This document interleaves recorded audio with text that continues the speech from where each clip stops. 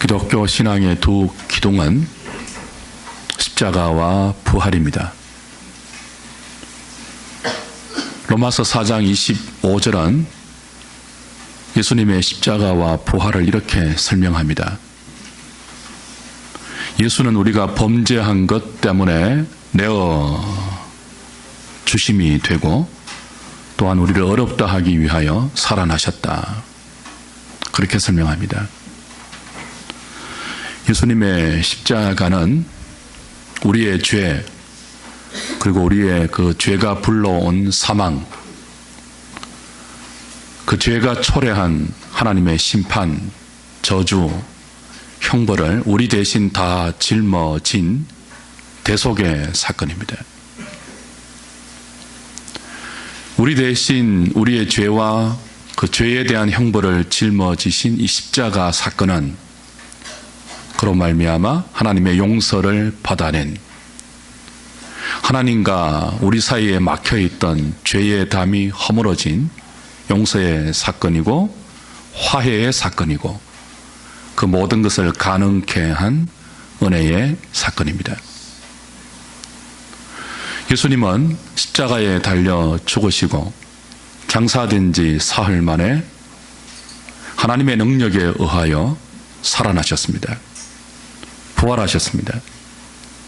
우리를 어렵다 하시기 위하여 하나님의 능력으로 새로운 생명으로 살게 하기 위하여 그리스도가 살아나셨습니다.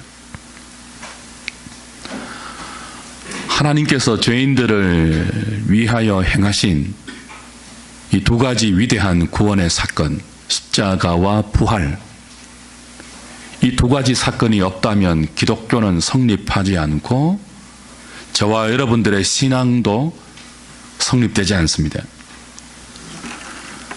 기억해야 할 것이 있습니다. 그토록 중요한 기독교의 핵심적인 두 기둥이 십자가와 부활인데, 이 십자가와 부활이 우발적으로 일어난 즉흥적인 사실이 아니에요. 창세전에 삼위 하나님께서 언론하시고 계획하신, 그리고 그 계획을 구약의 선지자들을 통해서 우리에게 말씀하시고 기록하셨던, 그리고 친히 예수께서 육신을 입고 이 땅에 오셔서 제자들과 사랑하는 자들에게 가르치고 말씀하고 알려주셨던 내용이 십자가의 죽으심과 부활하심입니다.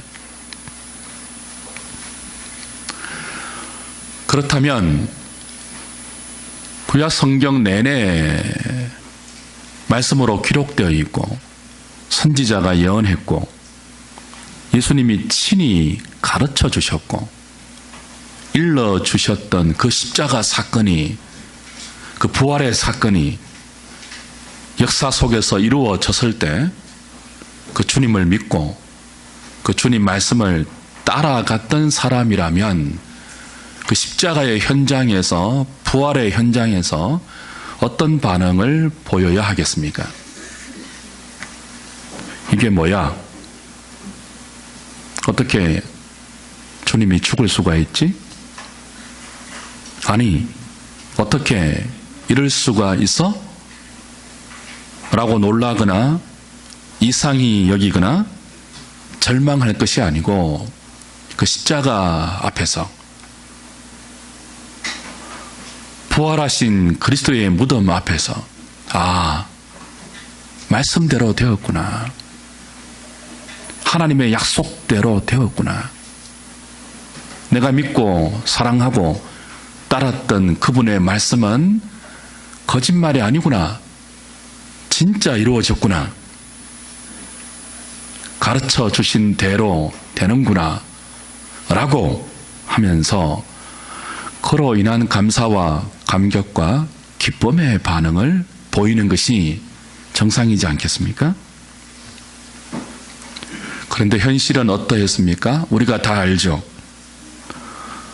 저와 여러분들이 성경을 보면서 놀라셔야 할 지점이 여기에요.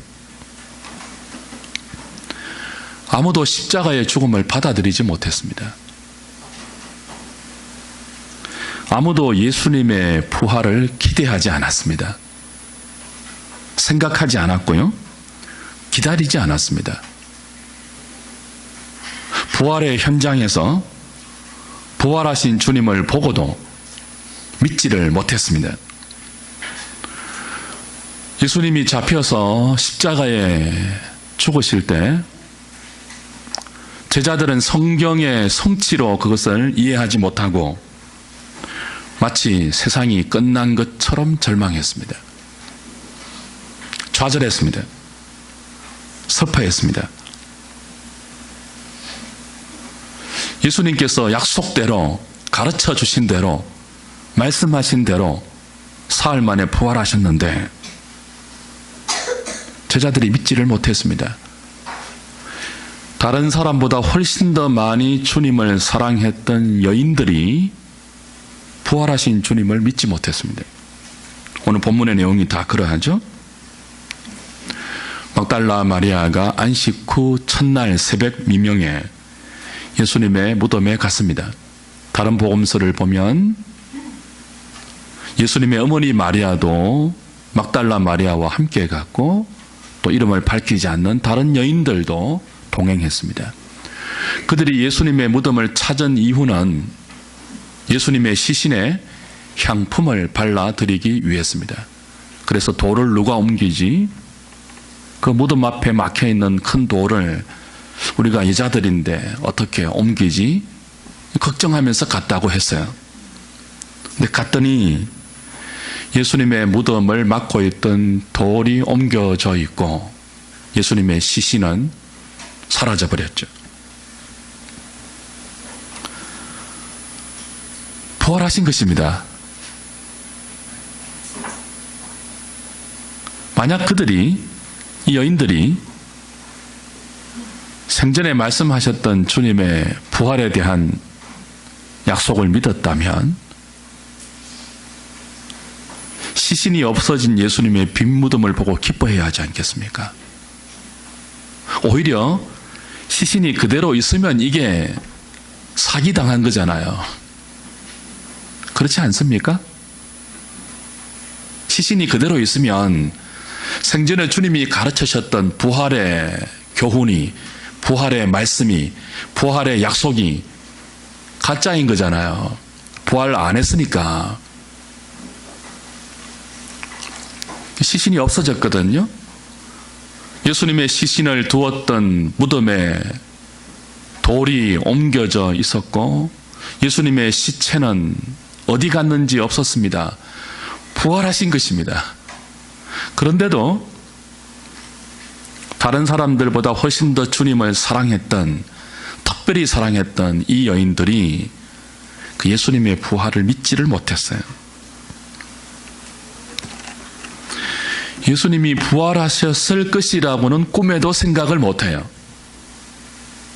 그래서 베드로와 요한에게 달려가죠. 큰일 났습니다. 예수님의 무덤을 막고 있는 돌이 옮겨져 있고 시신이 없어졌습니다. 누가 예수님의 시신을 가지고 갔는지 우리가 알지를 못하겠습니다. 라고 말을 합니다. 이 여인들의 말을 들은 베드로와 요한이 급하게 예수님의 무덤을 찾죠. 달려가서 무덤에 당도합니다. 그리고 여인들의 말대로 돌이 옮겨져 있고 예수님의 시신이 사라진 것을 확인해요. 확인하고 난 베드로와 요한의 반응이 어떠합니까? 8절 9절 보십시오. 그때야 무덤에 먼저 갔던 그 다른 제자도 들어가 보고 믿더라. 그들은 성경에 그가 죽은 자 가운데서 다시 살아나야 하리라 하신 말씀을 아직 알지 못하더라 그랬습니다. 그러니까 베드로와 요한이 한 사람이 먼저 달려가서 보고 뒤늦게 도착한 제자들도 따라가서 보고 8절에 보면은 그때에야 믿었다, 보고 믿었다 그랬습니다. 이게 믿었다는 말은 예수님의 부활을 믿었다는 뜻이 아니에요. 무엇을 믿었다는 거죠? 예수님의 시신이 없어졌다고 전했던, 말했던 여인들의 말을 믿었다는 거예요. 그래서 9절에 뭐가 따라 나온다고요? 관로였고 뭐가 따라 나와요? 그들은 성경에 그가 죽은 자 가운데서 다시 살아나야 하리라 하신 말씀을 아직 알지 못하더라고 관로였고 보충 설명을 하고 있는 것입니다.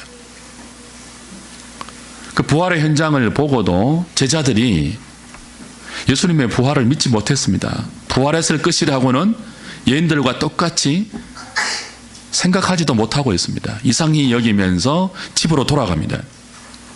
10절 이에 두 제자가 자기들의 집으로 돌아가니라 라고 했죠. 다른 복음서 누가복음 24장을 보면 놀라면서 돌아갔다, 이상히 여기면서 돌아갔다, 그렇게 기록하고 있습니다. 마리아는 어떻게 했습니까? 베드로와 요한은 예수님의 시신이 없어진 것을 보고 이상히 여기면서 집으로 돌아가 버렸습니다. 그 부활의 현장을 목격하고 집으로 돌아갔다고요. 마리아는요, 돌아가지 못합니다. 11절 보시면 마리아는 무덤 밖에 서서 어떻게 했습니까? 울고 있었습니다. 울면서 구부려 다시 무덤 안을 들여보는데 흰 옷 입은 두 천사가 마리아에게 말하죠. 왜 우느냐? 어찌하여 우느냐? 그때 마리아가 뭐라고 합니까? 13절 사람들이 내 주님을 옮겨다가 어디 두었는지 내가 알지 못합니다.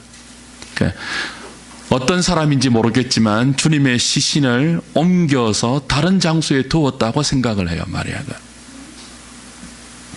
14절 이 말을 하고 뒤로 돌이켜 있는데 예수님께서, 부활하신 예수님입니다, 서 계신 것을 마리아가 보아요. 부활하신 예수님을 보아요. 그런데도 뭐예요? 예수인 줄을 알지를 못해요. 예수님이 15절에 이렇게 마리아에게 묻죠. 여자여 어찌하여 울며 누구를 찾느냐? 마리아는 부활하신 예수님을 동산지기인 줄 알고 이렇게 답합니다. 15절 마리아는 그가 동산지기인 줄 알고 이르되 주여 당신이 옮겼거든 어디 두었는지 내게 이르소서. 그리하면 내가 가져가리이다. 동산지기인 줄 알고 당신이 우리 주님의 시신을 옮겨 놓았다면 내게 가르쳐 주십시오. 그럼 내가 우리 주님의 시신을 내가 가져가서 향품을 발라야 합니다.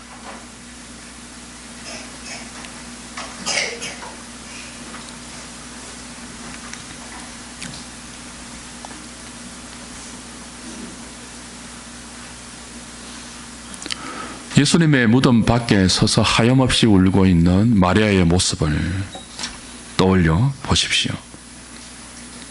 베드로와 요한은 집으로 돌아갔는데 이 마리아는 집으로 돌아가지를 못해요. 예수님의 시신이, 그토록 사랑하는 예수님의 시신이 없어졌는데 어떻게 돌아갑니까? 이것을 보면 남자들이 참 무정해요. 그죠? 그 여인들은 돌아가지를 못해요. 예수님의 시신이 없어졌으니까 어떻게 해야 될지도 모르고 집에 돌아갈 수도 없고 하염없이 예수님의 시신이 사라진 그 무덤 밖에 서서 울고 있는 것입니다. 그 사랑을 주님이 아시죠? 그 여인의 특별한 사랑이 느껴지죠? 무정한 남자와 다르잖아요. 그래서 주님이 그 여인에게 부활하신 당신의 모습을 보이세요. 당신의 음성을 들려주세요. 그런데도 마리아가 예수님을 알지를 못해요. 보고 듣고도 알아차리지를 못해요. 사랑하는 여러분, 제자들은 주님을 따랐던 자들입니다. 막달라 마리아와 예수님의 어머니 마리아, 그리고 나사로의 누이 마리아는 다른 사람과 달리 특별하게 예수님의 사랑을 받았고 예수님을 사랑했던 여인들이었습니다. 지금도 사랑하고 있습니다. 그래서 없어진 예수님의 시신 앞에서 통곡하며 울고 있습니다. 그들의 사랑은 가짜 사랑이 아닙니다. 여러분, 마리아의 헌신을 지난주에 살펴보았죠. 막달라 마리아는 훨씬 전에 예수님의 발에 향유를 다 쏟아부었던 여인이고, 죽었다가 살아난 나사로의 누이 마리아도 지난주에 본 것처럼 마지막 유월절 식사를 앞두고 베다니의 나병 환자 시몬의 집에서 예수를 위한 잔치가 벌어졌을 때 그 잔치의 식사석상에서 예수님의 발에 자신의 옥합을 깨뜨려 자기 머리털로 예수님의 발을 씻겼던 여인입니다. 그 당시 향유를 담은 옥합이 얼마나 귀한 재산이었는지 확인한 바 있지 않습니까? 그러니까 마리아는, 막달라 마리아도 그렇고 나사로의 누이 마리아도 그렇고 예수님을 위해서 자신의 가장 귀한 재산을 아낌없이 드렸던, 예수님을 참 많이 사랑했던 여인이에요. 그런데도 그들은 예수님의 십자가 죽음을 이해하지 못했습니다. 그런데도 그들은 예수님을 그렇게 많이 사랑했음에도 불구하고 예수님의 부활을 믿지 못했습니다. 사랑은 듣는 것이죠. 누군가를 사랑하면 그 사랑하는 사람의 말은 들려오기 마련입니다.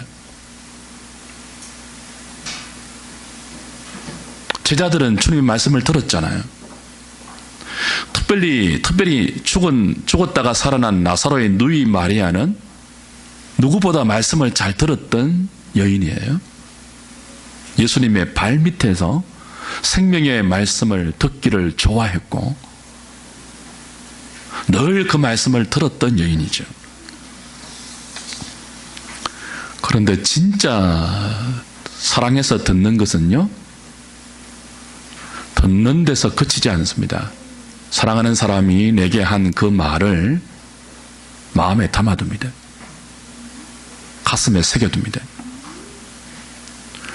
그리고 마음과 가슴에 담아두고 새긴 그 말을 생각합니다. 그리고 사랑하는 사람에게 들었던 그 말, 내 가슴에 담겨있는 그 말, 내 마음에 새겨져 있는 그 말이 나의 삶에, 나의 생각에 영향을 미칩니다. 그게 사랑하는 겁니다. 뿐만 아니고 사랑하는 사람이 내게 약속한 것이 있다면 그 약속을 기대하고 기다립니다. 그게 사랑이죠. 제자들은 주님을 사랑했습니다. 마리아를 비롯한 여인들도 주님을 특별하게 사랑했습니다. 지금도 여전히 사랑하고 있습니다. 그들은 주님의 말씀을 들었습니다. 그런데 왜 들었던 그 주님의 말씀이 사실로 발생하고 사실로 일어났는데도 믿지를 못했을까요? 그들이 들었던 주님의 말씀 중에서 가장 중요한 말씀이 십자가 아닙니까? 부활 아닙니까? 왜 사랑하는 사람이 했던 가장 중요한 말이 그들의 마음에, 그들의 가슴에 남아있지 않았죠? 왜 그 말이 사실로 이루어졌는데 믿지 못하고 있죠? 그들의 사랑이 가짜여서 그럴까요? 그건 아닙니다. 무덤 앞에서 울고 있는 마리아를 보십시오. 집으로 돌아가지 못해요. 사랑했어입니다. 그런데 그들의 사랑은 인간의 생각, 자신의 기대, 자신의 경험, 그 한계 안에 있는 인간적인 사랑입니다. 여러분, 우리의 사랑은 우리가 경험하고 우리가 생각하고 우리가 살아가면서 눈으로 보고 귀로 듣고 우리의 몸으로 경험한 그 테두리 안에서 우리의 사랑이 이루어져요. 근데 십자가와 부활은 인간의 생각과 인간의 경험을 초월한 거잖아요. 우리의 경험 밖의 내용이거든요. 그러니 아무리 사랑하는 사람이 말을 한다 해도 내 생각 밖에 있는 말, 내 관심 밖에 있는 말, 내 경험의 한계를 벗어나는 말은 잘 들어오지 않아요. 잘 들리지가 않아요. 예수님이 부활하신 이날에 제자들 중 두 사람이 엠마오로 가고 있었습니다. 엠마오 마을로 가면서, 예루살렘에서 엠마오 마을로 내려가면서 이 두 사람은 그날에 일어난 일을 서로 이야기하면서 내려갔습니다. 막달라 마리아와 여인들이 그날 아침에 새벽 미명에 예수님의 무덤을 찾았는데 돌이 옮겨져 있었고 시신이 없어졌다 하더라. 어찌된 일이지? 그 말을 서로 하면서 엠마오로 가고 있었어요. 부활하신 예수님이 엠마오 마을로 가고 있는 두 제자들에게 나타나서 묻습니다. 얘들아, 지금 너희들이 무슨 말 하고 있니? 두 제자가 이렇게 말합니다. 아니, 예루살렘에 있었으면서 어떻게 모든 사람이 알고 있는 근래에 일어난 그 사건을 모르고 있느냐? 왜 혼자만 모르고 있느냐? 예수님 다시 묻죠. 뭔데? 두 제자가 이렇게 말합니다. 누가복음 24장 한번 보십시오. 누가복음 24장.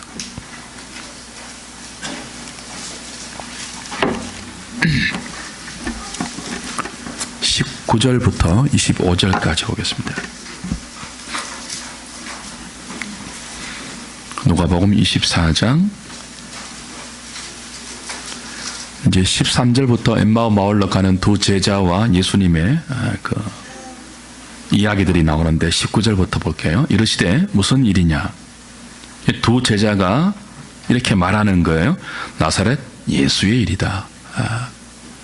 그는 하나님과 모든 백성 앞에서 말과 일에 능하신 선지자인데 우리 대제사장들과 관리들이 사형 판결에 넘겨주어 십자가에 못 박았다. 우리는 이 사람이 이스라엘을 속량할 자라고 바랐노라. 이뿐 아니라 이 일이 일어난 지가 사흘째요. 또한 우리 중에 어떤 여자들이 우리로 놀라게 하였으니 이는 그들이 새벽에 무덤에 갔다가 그의 시체는 보지 못하고 와서 그가 살아나셨다 하는 천사들의 나타남을 보았다 함이라. 또 우리와 함께한 자 중에 두어 사람이 무덤에 가 과연 여자들이 말한 바와 같음을 보았으나 예수는 보지 못하였느니라 하거늘. 요 근래에 예루살렘에서 일어났던 십자가와 부활에 관한 일들을 이야기했다 그렇게 이야기하는 거예요. 예수님이 이렇게 말씀하십니다. 25절에 이르시되 미련하고 선지자들이 말한 모든 것을 마음에 더디 믿는 자들이여 그리스도가 이런 고난을 받고 자기의 영광에 들어가야 할 것이 아니냐 하시고, 그렇죠? 그 제자들이 마음에 더디 믿고 있어요. 선지자들이 말하였고 예수님께서 친히 가르쳐 주시고 말씀해 주셨던 십자가와 부활의 의미를 마음에 새기지 못하고 있습니다. 믿지 못하고 있습니다. 그래서 예수님은 이들이 미련하다 그랬습니다. 왜 이렇게 미련을 할까요? 예수님을 사랑했거든요. 왜 이렇게 미련하죠? 예수님이 하신 말씀이 자신들의 기대와 자신들의 생각과 달랐기 때문에 그 말씀이 자신들의 마음에 안 담아져서 그래요. 자신들의 생각과 자신들의 경험의 한계 밖에 있는 일들이기 때문에 마음에 와닿지 않아서 가슴에 새길 수가 없어서 그래요. 21절을 다시 보십시오. 누가복음 24장 21절. 그들이 예수님을 어떻게 바랐는지 한번 보십시오. 21절 같이 읽을까요? 시작. 우리는 이 사람이 이스라엘을 속량할 자라고 바랐노라. 자, 그들은 주님을 사랑한 자들입니다. 제자들입니다. 그들 스스로 주님을 따랐던 자들이 아니고 주님이 직접 부르신 제자들이에요. 이름은 모르겠지만. 근데 이들이 주님을 따라다니면서 주님을 믿고 주님께 기대한 바가 있죠. 그들이 예수님을 기대하고 예수님께 바랐던 내용이 뭡니까? 우리는 이 사람이 이스라엘을 속량할 자라고 기대했다 그럽니다. 여기 속량은 우리가 알다시피 우리가 아는 대로 값을 치르고 우리를 죄와 사망의 자리에서 사오신 영적인 속량이 아니고 이스라엘의 속량이에요. 그 로마의 압제에서부터 이 사람이 경제적, 정치적, 군사적으로 우리를 속량해 줄 메시아라고, 적어도 그런 선지자라고 기대하고 소망했다는 거예요. 그러니 그런 자신들의 기대와 다른 예수님의 말씀은 들어오지를 않았던 거예요. 들리지를 않았던 거예요.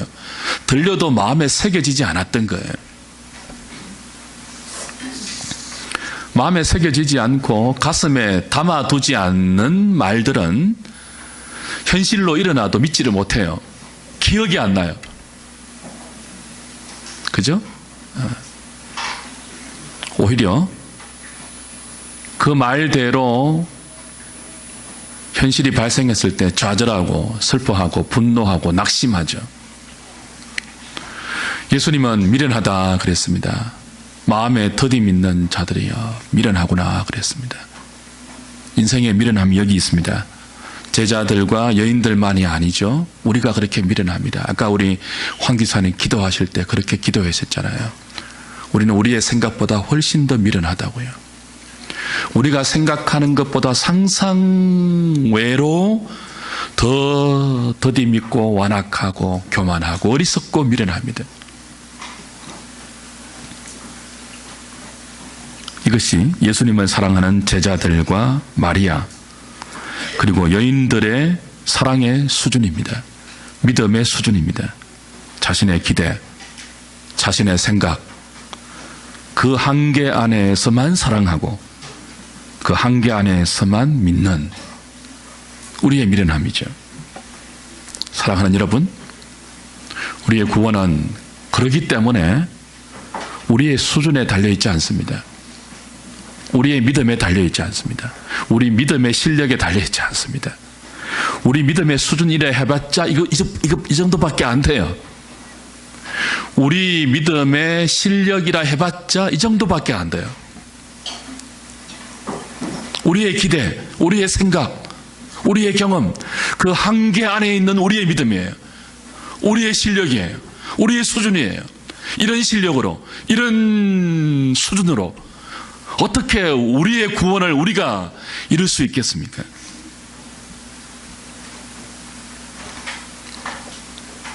주를 향한 제자들의 사랑, 주를 향한 여인들의 특별한 존경은 인간적인 기대와 사랑에서 조금도 진전되지 않았습니다. 그러므로 구원은 우리가 아니고 예수 그리스도, 이런 우리들을 아시고 이런 우리들을 위해서 오셔서 죽으신 그리스도의 십자가, 이런 우리들의 미련함을 아시고 이런 우리들을 어렵다 하시기 위해서 살아나신 그리스도의 부활, 아들을 친히 십자가에 달아 죽이신 아버지의 사랑, 그 아들을 죽음 가운데 능력으로 일으키신 아버지의 능력, 그것만이 우리 구원의 유일한 원인입니다. 그래서 십자가와 부활이 중요합니다. 우리가 그 십자가와 부활을 어떻게 믿고 어떻게 깨닫느냐와 상관없이 행하신 하나님의 사랑, 그 하나님의 자비, 그 하나님의 긍휼이 다 녹아있는 십자가와 부활이 그토록 중요한 이유가 여기 있습니다.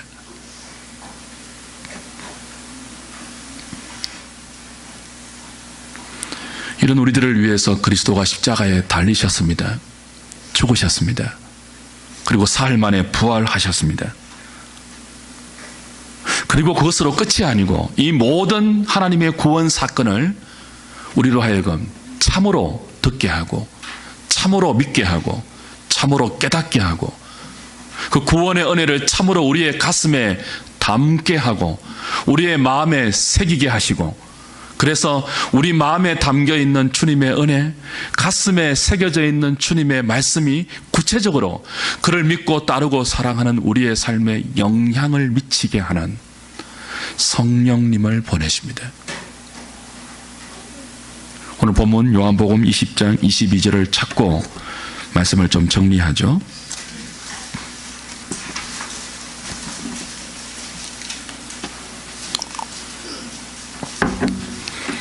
요한복음 20장 22절 같이 읽을까요? 시작. 이 말씀을 하시고 그들을 향하사 숨을 내쉬며 이르시되 성령을 받으라. 제가 다 설명을 안 했는데요. 예수님이 부활하시고 나서 수차례 제자들에게 나타나시죠. 평안을 전하십니다. 그런데도 제자들이 놀라고 귀신인 줄 알고 의심하고 두려워하면서 잘 믿지를 못해요. 그래서 예수님 뭐라고 한다고요? 숨을 내쉬면서 말씀하시죠. 성령을 받으라. 네 죄든지 사하면 사하여질 것이고 그대로 두면 그대로 있으리라. 성령을 받으라 그러십니다. 성령을 받으라.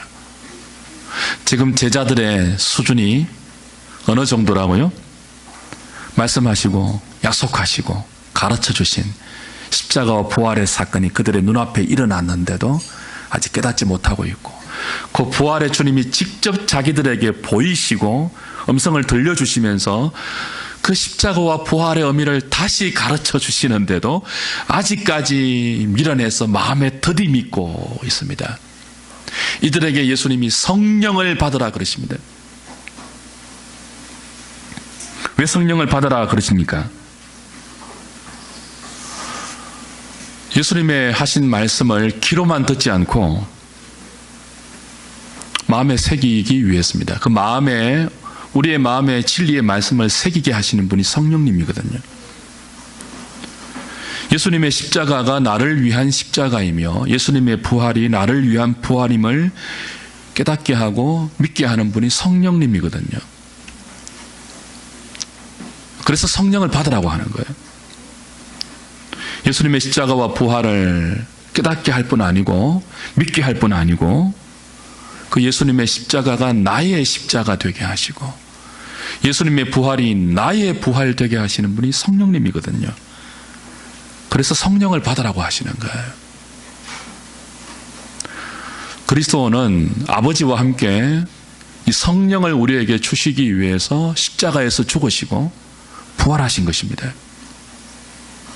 성령으로 우리와 함께 하시기 위해서 우리와 함께 하는데 장애물이 되는 죄를 처리하기 위하여 십자가에서 우리 죄를 짊어지고 돌아가셨고, 어렵다 할 수 없는 우리의 어려움을 위해서 살아나셨습니다.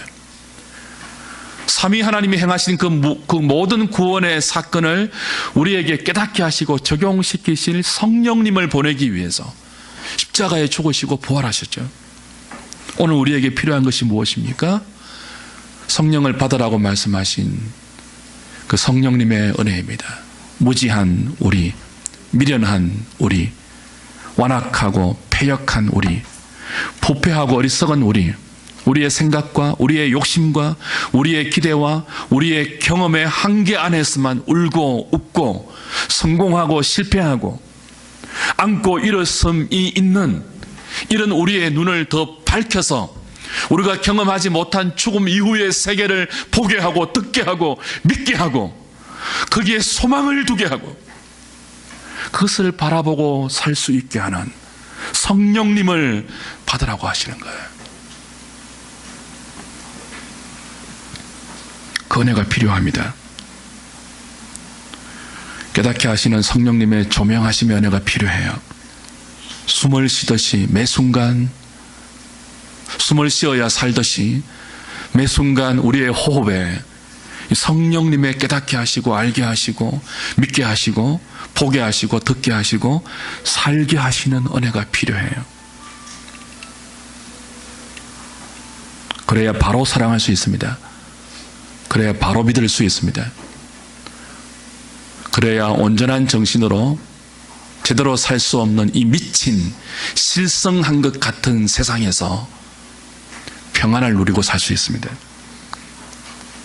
그래야 썩고 더럽고 쇠하여질 소망밖에 보이지 않는 이 인생들 가운데 썩지 않는, 더럽지 않는, 쇠하지 않는 하늘에 간직된 우리의 영원한 소망을 살아있는 소망으로 바라볼 수 있습니다. 성령을 받으셔야 돼요. 성령의 은혜가 여러분에게 임해야 옛 본성을 이길 수 있고 죄의 유혹을 이길 수 있고 충만한 이 세상에 관영한 죄의 세력들을 물고기가 물을 거스르듯이 여러분이 거스르면서 믿음으로 살 수 있는 것입니다. 부활하신 주님이 성령을 받으라고 하신 이유가 거기 있죠.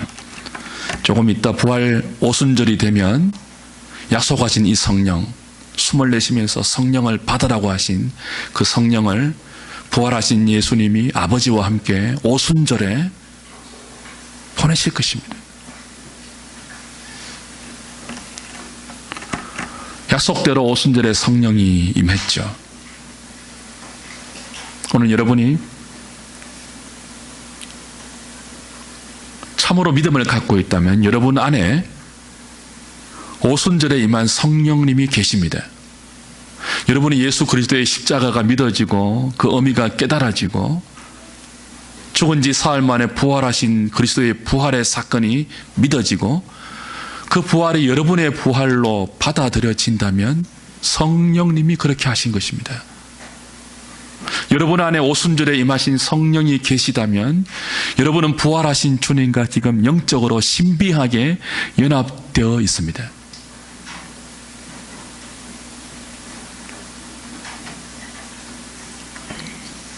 그 성령께서 오늘도 우리에게 성령을 소멸치 말고 너희들이 재리에 대한 유혹과 세상에 대한 탐심으로 이 성령의 감동을 소멸치 말고 항상 기도하고 범사에 감사하고 쉬지 말고 기도하면서 너희와 함께 계시는 그 성령님이 깨닫게 하시는 대로 믿게 하시는 대로 진리의 말씀을 마음에 담고 가슴에 새겨서 그 말씀대로 살아라고 부활주일 아침에 우리에게 말씀하고 있습니다. 성령님이 지금 믿는 자들 안에 내주하고 계십니다. 이 공동체 안에 성령님이 계십니다. 오늘 성찬을 행하면서 주님의 뜻과 주님의 잔을 나눌 때 우리의 기도가 이렇게 올라가면 좋겠습니다. 하나님, 성령 하나님을, 내 안에 계신, 우리 안에 계신 성령 하나님을 근심하지 않는 저희들 되게 해 주십시오. 미련한 우리들을 불쌍히 보시고 욕망으로 달려가는 우리의 삶 때문에 우리 안에 계신 성령님이 더 이상 탄식하지 않도록 우리를 깨우쳐 주십시오. 우리와 동행하시는 성령님을 따라서 그 성령님이 감동 주시는 대로 진리의 말씀을 가슴에 담아 그 말씀의 영향을 받는 믿음의 삶을 사는 우리의 남은 생애가 되게 해 주십시오. 기도하면서 떡과 잔을 받으면 좋겠습니다. 여기에 부활하신 주님이 계십니다. 영적으로 우리와 함께 계십니다.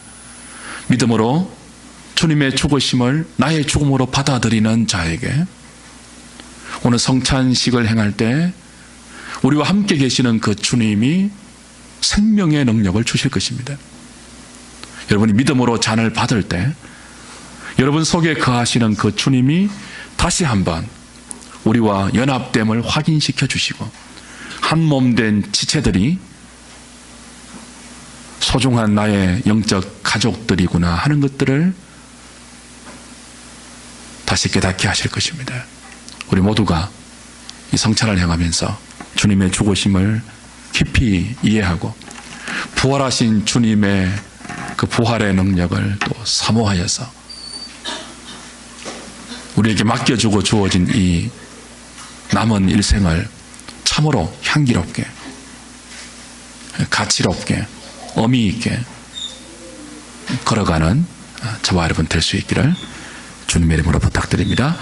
우리 찬송가 168장 1절 2절 찬송하면서 성찬식 준비하겠습니다.